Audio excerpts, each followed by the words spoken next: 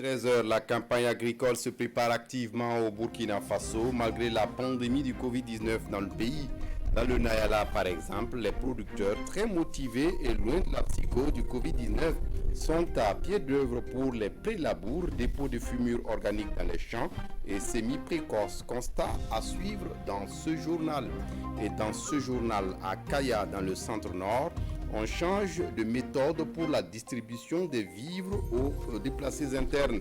Les déplacés internes, vous le savez, avaient manifesté leur colère en avril dernier pour le manque de transparence dans la distribution des vivres à eux dédiés.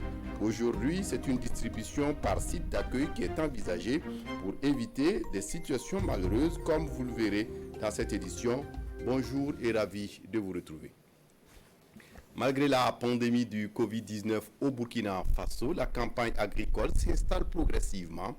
Dans le Nayala, par exemple, les producteurs s'activent déjà dans les champs avec des travaux préliminaires. Dépôt de fumure organique, débroussage et défrichage des champs, pratiquent des techniques culturelles comme le zaï. Tout est fin prêt presque pour les labours et les labours peuvent commencer. Mais ils attendent toujours les semences améliorées et les engrais subventionnés par l'État. Constat avec Yves Ramba, Edouard Ouedraogo et Hélène Sebougo. Très motivés et loin de la psychose de la pandémie du Covid-19, ces producteurs de la province du Nayala prennent d'assaut les champs. C'est déjà l'étape des pré-labours, traçage, semis précoces et le dépôt de fumure organique dans les champs. Ils n'attendent que les premières pluies pour entrer en plein pied dans la campagne agricole humide 2020-2021. Nous sommes en train de déposer de la fumure organique dans les champs qui n'ont pas eu l'année passée. Petit à petit, en attendant les pluies pour commencer les vrais semis. Mais avant l'arrivée des pluies, les producteurs reçoivent ici des conseils des agents de l'agriculture pour une réussite de la saison. C'est d'abord de les accompagner avant la campagne et application donc de la fumure organique, préparer donc les champs et attendre donc les semences. Chacun nous sommes en train d'améliorer un truc en zaï, apporter la fumure organique dans les différents poquets. Voilà. Concernant les autres champs, on demande d'apporter de la fumure organique. Voilà. Puisque bientôt les premières pluies qui vont commencer, on va commencer les labours. Les labours peuvent donc commencer, mais ces agriculteurs attendent les semences améliorées et les engrais subventionnés par l'État pour espérer de bonnes récoltes. Il y a l'engrais, il y a les semences, apporter de bonnes semences, il y a les semences qui sont là. Après ça, il y a les matériels aussi. Les matériels comme les machines, tracteurs, le labour, charrie, les oumangas. Bon, c'est ce qu'on attend. L'attente ne sera pas longue, rassure le directeur provincial en charge de l'agriculture du Nayala.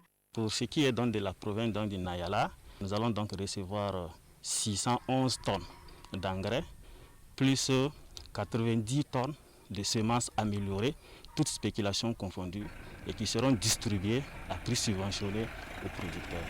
Et actuellement, les semences sont en train d'être déposées dans les communes et les engrais aussi sont en cours. Donc on se dit que d'ici la semaine prochaine, tous ces intrants seront disponibles pour les producteurs et les équipements aussi sont en cours. À la date du 16 mai, la province du Nayala a été arrosée par de petites quantités de pluie. Ces quantités d'eau ne sont pas assez suffisantes pour déclencher les opérations de semis, selon les spécialistes du domaine. La campagne humide s'installe et on s'assimile vers la fin des cultures de contre-saison pour les maraîchers qui se sont installés autour des points d'eau pour la production depuis décembre dernier. C'est le cas à Boussouma, pas très loin de Koubri, et sur cette terre, ce sont des centaines de tonnes de produits maraîchers qui sortent annuellement des bas-fonds. Alidou Badini et Ernest Kambiré sont allés voir sur place, compte rendu. La ressource eau, une denrée rare, et quand elle existe, comme ici au barrage de Boussouma dans la commune rurale de Koubri, dans la banlieue sud de Ouagadougou, elle fait des merveilles. Emmanuel Congo est président de l'association Sontaba du groupement NAM de Koubri. Pour ce maraîcher, pas question de se reposer ici en saison sèche pour les populations installées autour de ce point d'eau.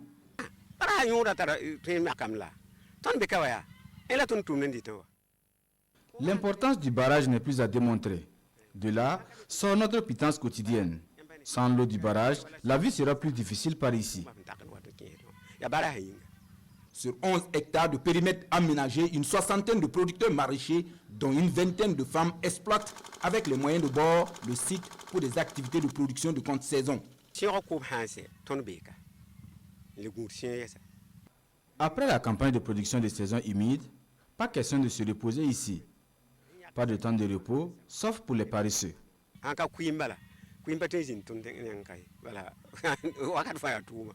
Après le maïs que vous voyez, nous allons mettre du riz. Pas de repos ici. C'est l'entraide entre les 28 femmes installées. Justine Kouraogo exploite 400 mètres carrés en maïs pour sa deuxième production de contre-saison.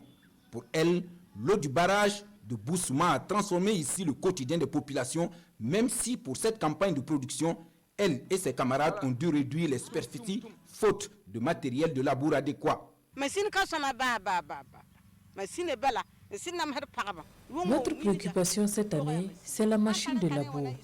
Le tracteur est en panne, ce qui freine nos ardeurs.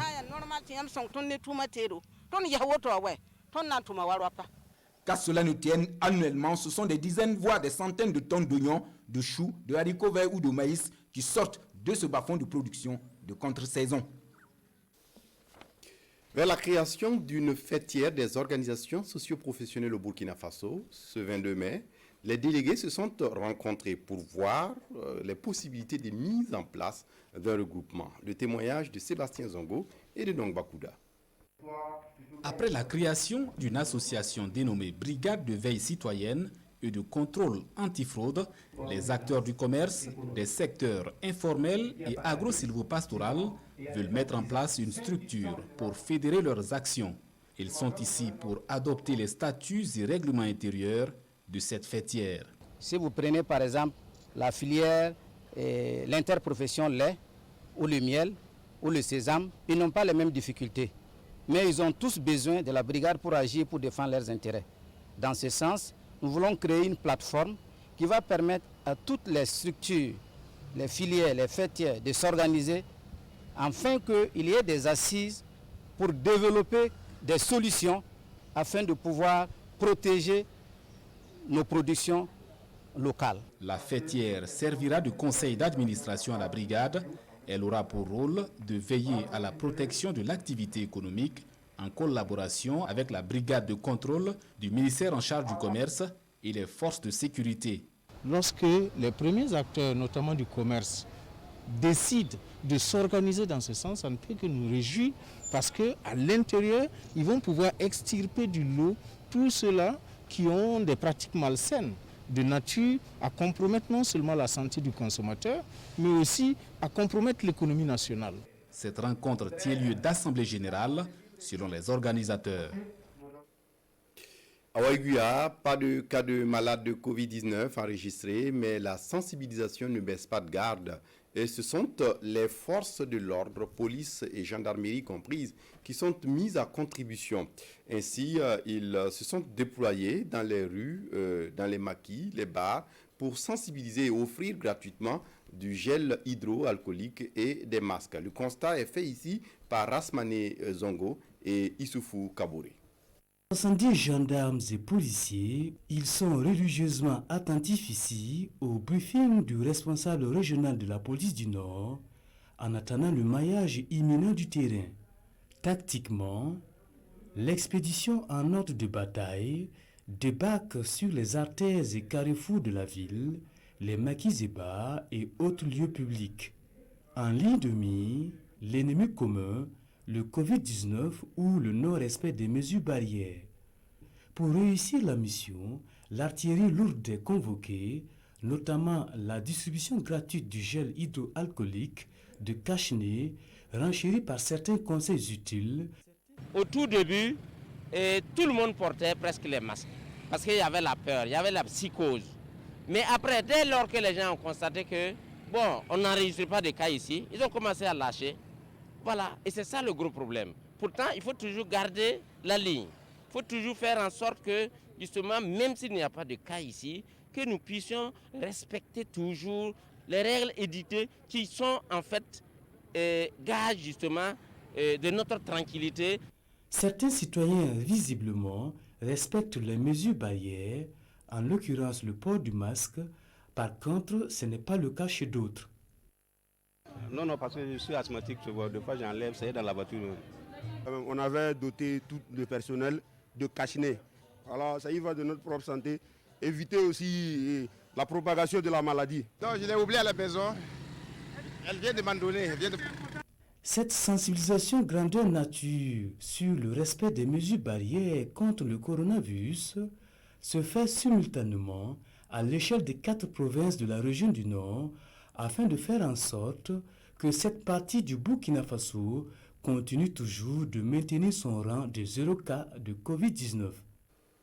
Je le disais en titre, en avril dernier, les déplacés internes à Kaya, dans le centre-nord, avaient manifesté leur mécontentement face au manque de transparence dans la distribution des vivres à eux dédiés. 2 mois après, les autorités sur place apportent un début de solution. La distribution in situ. Pour ce faire, les déplacés venus de Pansa et de Ankuna ont reçu des vivres et des vêtements ce vendredi 22 mai.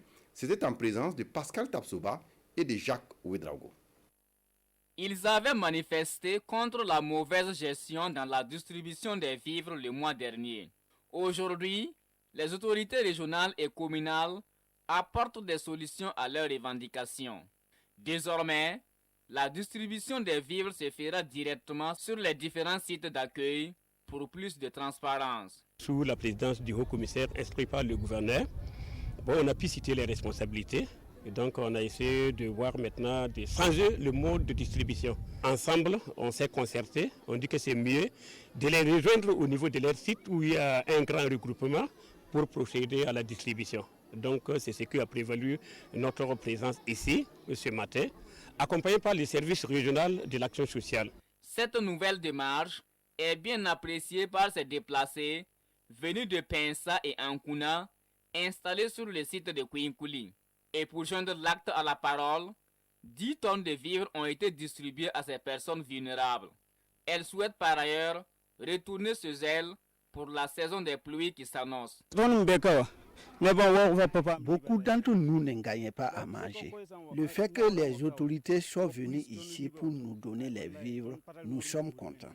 Nous voulons qu'on nous aide à répartir chez nous. La commune de Kaya compte au total 4 sites d'accueil. Le site de Kouinkouli constitue alors la première étape d'une série de distributions dans les autres sites les jours à venir. On reste dans le centre Matenga où Inades Formation a procédé ce jeudi 21 mai dernier à l'inauguration d'un forage à Silmiougou dans la commune de Kaya. Cette réalisation, estimée à plus de 8 millions de francs CFA, vise à promouvoir l'élevage des ânes dans le village de Silmiougou. Elle va aussi contribuer à procurer de l'eau potable aux populations. Amadou Ouedraogo et Jacques Ouedraogo pour le témoignage.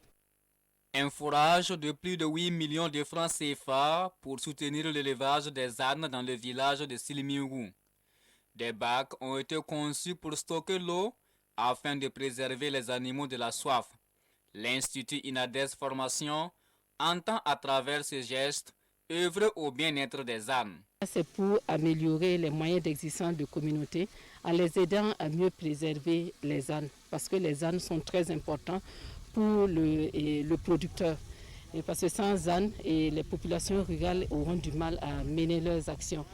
Et dans le cadre de la préservation des ânes, là, nous œuvrons à ce qu'il y ait les 5 libertés prônées au niveau international pour le bien-être des animaux. Et donc c'est vraiment de les libérer de la faim et puis de la soif. Ce joyau va aussi servir aux populations de Silmiougou. Le village est actuellement confronté aux problèmes d'eau, surtout en ces temps de forte chaleur. Les bénéficiaires se réjouissent de cette réalisation. On remercie beaucoup l'Institut INADES Formation pour ce forage. Le problème d'eau était très crucial dans notre village. Nos femmes souffraient beaucoup. Maintenant, nous sommes tous soulagés. Présent à cette cérémonie d'inauguration, le maire de la commune de Kaya a exhorté les bénéficiaires à en faire bon usage.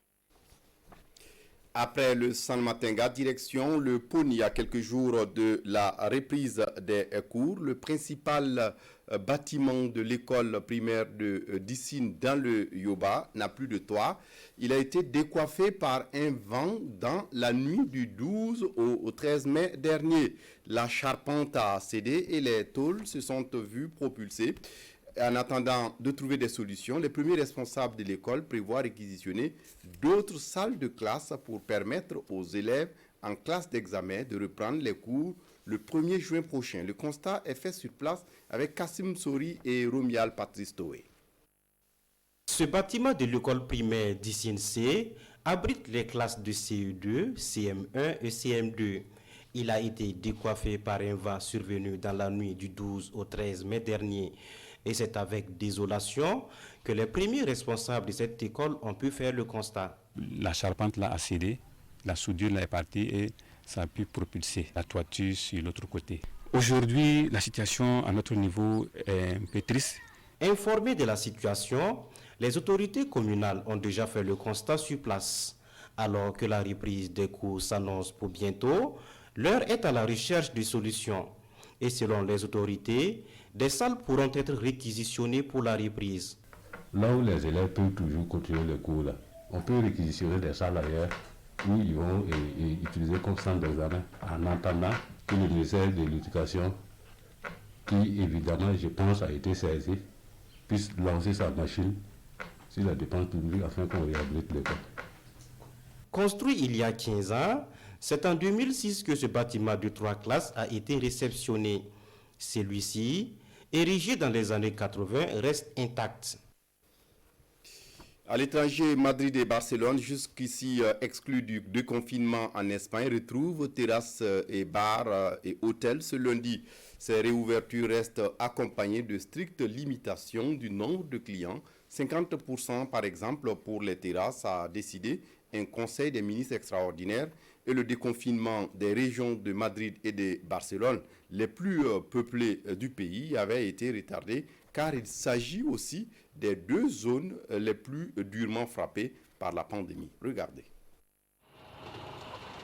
Après 10 semaines de strict confinement, Madrid et Barcelone retrouvent terrasses de bars et hôtels ce lundi. Les deux villes, situées dans les zones les plus durement frappées par le Covid-19, entament ainsi la phase 1 du déconfinement.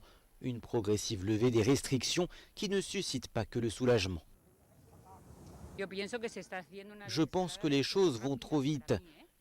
Nous sommes trop pressés. La crise économique qui s'en vient sera grave et je ne pense pas que nous devrions prendre autant de risques. Courir ne signifie pas y arriver plus vite. Pour des villes comme Madrid et Barcelone, rouvrir signifie mobiliser une grande partie de la population. Est-ce nécessaire? Eh bien, je pense qu'en termes économiques, c'est vital. Le retour des touristes cet été est vital pour des économies qui reposent largement sur le tourisme. C'est le cas de l'Espagne, mais aussi de la Grèce. Mais attention à un relâchement trop rapide. En Allemagne, une quarantaine de personnes ayant participé à la même cérémonie religieuse à Francfort début mai ont été testées positives au Covid-19. En cette période de confinement, retrouver les personnes ayant été en contact avec des cas testés positifs constitue la seconde bataille. La Turquie affirme l'avoir menée dès le départ. C'est ce qui lui aurait permis de contenir la pandémie. Grâce à notre travail de détective, nous empêchons les cas d'interagir. Nous prélevons des échantillons de patients dans le confort de leur foyer, ce qui les empêche de sortir et de propager le virus. En France, la prudence demeure aussi dans les départements rouges où la circulation du virus reste importante. C'est le cas de Paris, où les parcs restent fermés malgré les demandes répétées de la mairie pour les rouvrir, ce qui n'empêche visiblement pas les rassemblements. On s'arrête là pour ce journal, mais l'information continue en langue nationale Dioula, Mouré et Fulfulde à partir de 14h. Restez donc connectés sur la télévision du Burkina. Merci pour votre fidélité. Au revoir.